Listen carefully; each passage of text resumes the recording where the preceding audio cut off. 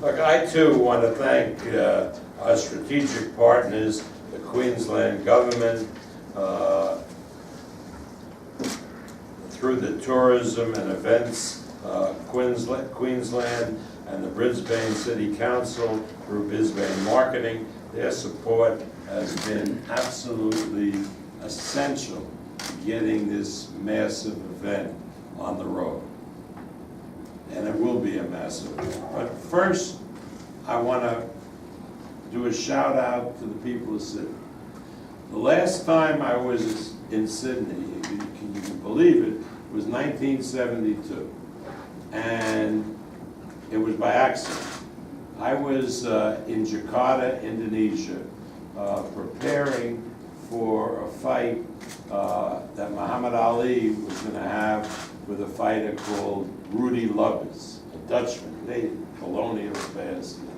It was Ali, the Muslim. It was that was the selling point, and we got and this was about 6 weeks before the fight, 6 to 8 weeks, and you couldn't believe Jakarta in those days. People were sleeping in the streets. They were doing their business in the rivers that ran. The stench in that city was so awful. So in desperation, I finished my business. I went to the travel agency, and I said, "Get me the hell out of here." And they said, "Where to?" I said, "What's the best place I can go to?" And they said, "You can fly to Sydney, Australia." And I'll never forget getting off the plane here in Sydney and smelling the air. It was like so fragrant compared to what it was in Jakarta. I mean, that was like I've done some crazy promotions. So now, 6 or 8 weeks later, when we're getting ready for the fight, there was a skeleton crew from ITV in England and a skeleton crew from ABC. So they wanted to, the production people wanted to see that the cameras could follow. So they wanted somebody to make believe he was Muhammad Ali, and somebody to make believe that he was Rudy Lubbers. So we asked all of these kids all around to be Rudy Lubbers. And no kid, they're all Muslims, no kid wanted to be Rudy Lubbers. They all wanted to be Muhammad Ali. So we chose one kid to be Muhammad Ali, and they made me, I was a lot younger then, I was Rudy Lubbers. And I was gonna go around the ring, and he was gonna go around, and 30 seconds into it, this guy gets so carried away, this little kid, hits me right in the belly, and I can't get up for 10 minutes. I'll never forget it. Anyway, and I just want to also, with all due respect, Alan, I want to just clarify a little bit of the Muhammad Ali, the actual background of what happened. It was during the Vietnam War. And we did, in the United States, had conscription. Now, Muhammad Ali at that point, and it's hard to believe because our education system was so bad, and Ali was educated in essentially an all-black school. And so he couldn't really read or write at that time.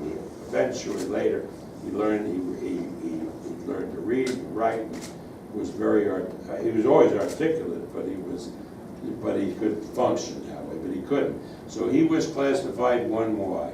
And then people were saying, how could this great athlete, heavyweight champion, be 1Y and not eligible for service, and guys who don't look so good are being drafted? So they reclassified him 1A, and somebody from the network went to his house, and in those days we didn't have cell phones. They pulled out the telephone jack, and he interviewed him, and that's when Ali said, I'm not going to Vietnam. I got nothing against the Viet Cong. They never called me with the N-word. That was the thing. Now, we had a mayor in Chicago where he was scheduled to fight against Ernie Terrell at the time, Richard Daley, who was a very, very authoritarian guy. And he had the Illinois Athletic Commission kick us out of Chicago. Nobody would allow us to fight in the United States. We ended up in Toronto. George Chavallo took Terrell's place because Terrell realized the money wouldn't be good to fight his sport then on percentages. I then took Ali to England to fight, but eventually he lost his license. He was convicted, and it wasn't as simple as being suspended and, with all due respect, a $10,000 fine. He was convicted and was sentenced to serve a 5-year term in prison. But in our judicial system, he had the opportunity to appeal. So he appealed to the circuit court, which is the next highest court. Conviction affirmed. And then he appealed to the United States Supreme Court, the highest court in the country. And the judges had to decide whether they would even hear the case. If they decided not to hear the case, goes to jail for 5 years. If they hear the case and sustain the conviction, goes to jail for 5 years. One judge lobbied to hear the case, but by then, a number of years had passed, and all these judges had law clerks who were younger people, and they lobbied these Supreme Court justices not only to hear the case, but they unanimously reversed the conviction.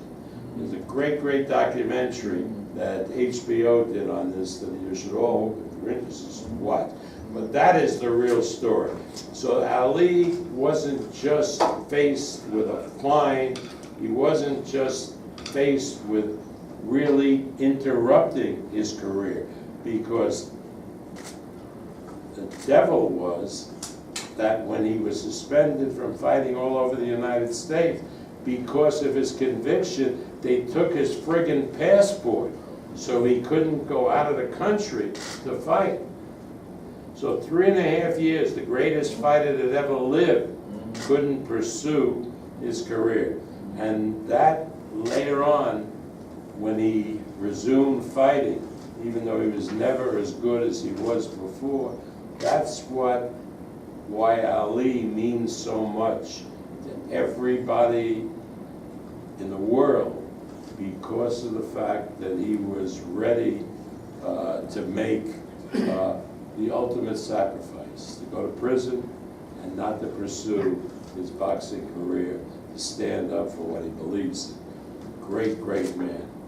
And, you know, things move on. And now I'm promoting another great man. Manny Pacquiao, in his way, is a symbol to people not only in his country, in the Philippines, great country, but all over the world. And as we all know, or we may not know, there are a little over 90 million people in the Philippines, but there are about 12 million Filipinos who live all over the world outside the Philippines, whether it's the Mideast, whether it's here in Australia, whether there are millions in the United States. And to all of them, Manny Pacquiao is a symbol. He's a symbol of how somebody can rise from the bottom, the real bottom, living in a cardboard shack on a street, scrounging for pennies to feed himself. I think his first fight, his purse was $1 or $2 US, the equivalent.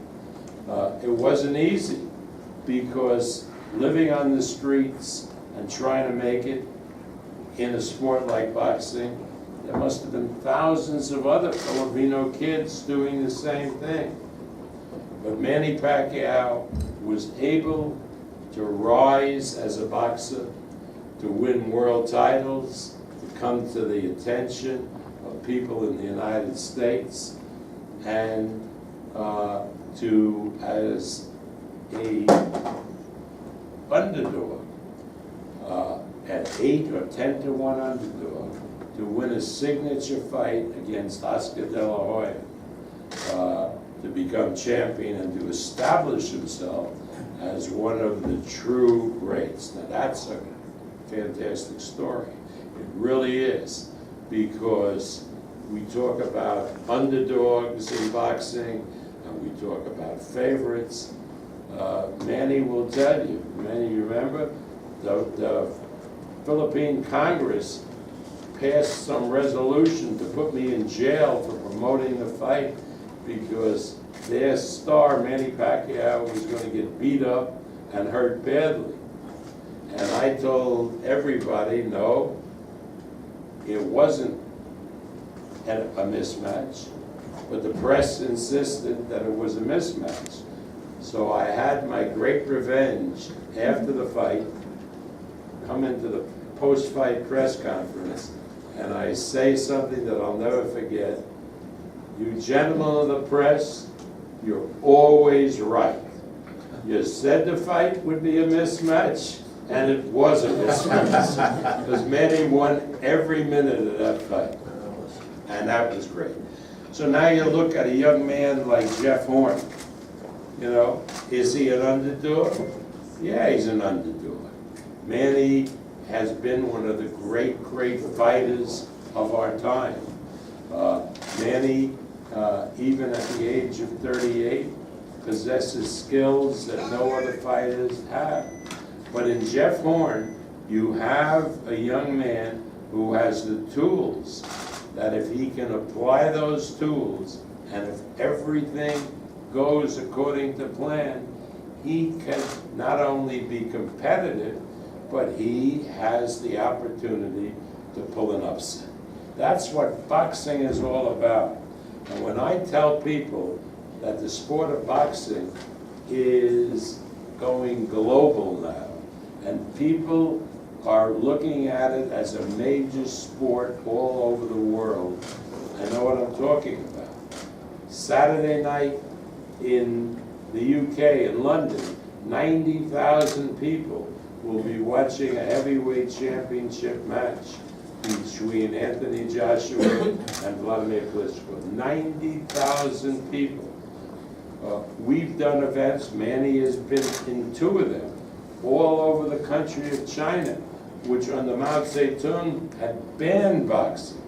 And yet now we do fights not only in Macau, but in Beijing and in Shanghai. And people in China are beginning to watch boxing. Manny's last fight had an audience in China of 50 million homes watch the fight. So it is a sport that is growing by leaps and bounds. Top fighters are coming from all over the world, from the Ukraine, like Lomachenko, from Ireland, like Mick Conlan, who we'll have a surprise for you. Mick is like one of the most popular fighters in the world. He was the guy who was cheated out of a medal and gave the finger to the judges. There's a Brazilian kid, Pacquiao, who won an Olympic gold medal, and he wants to come here to Australia to fight. But the interest in boxing all over the world is global. Listen, I couldn't get up here and try to sell you on American football because you don't know second down from third down from whatever. A lot of us don't know, but we watch it. You know, it's very complicated. Baseball, you know, is pretty hard to watch, and, you know, it's not an international sport. Basketball is, but, you know, you see these, you know, it's not played by normal people. They're 6'11", 7 feet guys, I mean, in my system. And soccer, you know, it's pretty well known and followed around the world. Not so much in countries like the United States, not so much. But boxing, the rules are simple. You fight for 3 minutes, you have to make certain weights, there's a minute interval. It's a sport that really is able to understand, and it's a sport that develops top fighters from different countries, different ethnic groups, so that people can go and root and cheer for their favorite. It is a marvelous sport, and you will see on July 2nd one of the great events that's ever been held here, and it's a great event held any place, when Manny Pacquiao defends his title against Jeff Horn. It will truly be a day to remember. Thank you for everything.